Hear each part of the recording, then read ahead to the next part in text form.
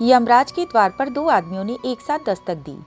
एक ही साथ जमीन पर मरे थे, सो एक साथ यमलोक आ पहुंचे। द्वारपाल ने यमलोक का द्वार खोला। पहला आदमी शराबी था। अपने जीवन काल में खूब उसने व्यभिचार किया था। शायद ऐसा कोई पाप नहीं था जो उसने न किया हो। अभी तक उसके पैर लड़खड़ा रहे थे, यहाँ तक कि वो मरा भी शराब पीता पीता ही था। इतनी शराब पी गया था, ऐसा लड़खड़ाता सा वो भीतर प्रविष्ट हुआ। दूसरा आदमी जो एक धार्मिक था, अपनी नज़र में पुण्यात्मा समझता था खुद को। उसने मंदिर बनाए थे, खूब जीवन भर उसने दान दक्षिणा की थी। उसके भीतर अहंकार का नशा था। वो इसी अकड़ से प्रविष्ट हुआ यमलोक में। उसकी चाल ढाल देखकर कोई भी कह दे कि यह आदमी कोई साधारण आदमी नहीं है। ये या तो जाति का मुखिया रहा होगा या कोई पंचायत का प्रमुख रहा होगा।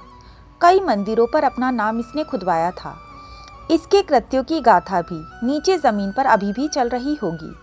मरघट पर जो लोग इसको विदा देने गए होंगे, वे भी मरणोपरांत इसका यशोगान कर रहे होंगे। और दूसरे आदमी को जो शराबी था, इसको भी देखकर कोई भी कह सकता था कि इसको तो मरघट भी कोई पहुंचाने तक न गया होगा। शायद लावारिस तौर पर इसको मरघट पहुंचाया हो। अभी तक नशे में था और पैर लड़खड़ा रहे थे। यमलोक के द्वारपाल ने पहले पूछा उस शराबी से कि तूने क्या किया है जगत में, बता। तू ही बता दे, उस हिसाब से हम तुझे भेज देंगे, स्वर्ग या नरक। उसने कहा, मैंने जीवन भर कुछ नहीं किया। मेरा जीवन तो कहने योग्य है ही नहीं। मुझ जैसा तो पापी खोजना कठिन है, इसीलिए आपको पूछने की कोई ज़रूरत नहीं है।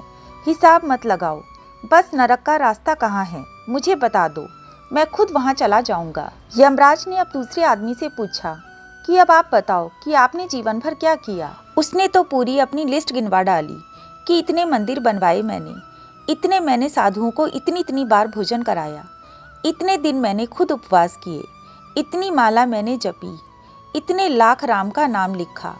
यह सब उसने भी द्वारपाल से कहा, आपको पूछने की ज़रूरत नहीं है।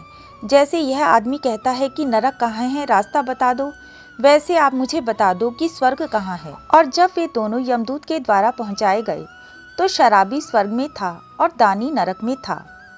दोस्तों, इससे कोई अंतर नहीं पड़ता कि तुमने जीवन भर कितने पुण्य और सत्कर्म किए। यदि तुम्हारे भीतर अहंकार की छाया भी आई तो सब किए धरे पर तुमने पानी फेर दिया, क्योंकि अहंकार के रोग को ही, जिससे तुम ग्रसित हो, अपने अंदर से मिटाना होगा। तभी तुम्हें भगवान की प्राप्ति होगी। जय जय श्री राधे।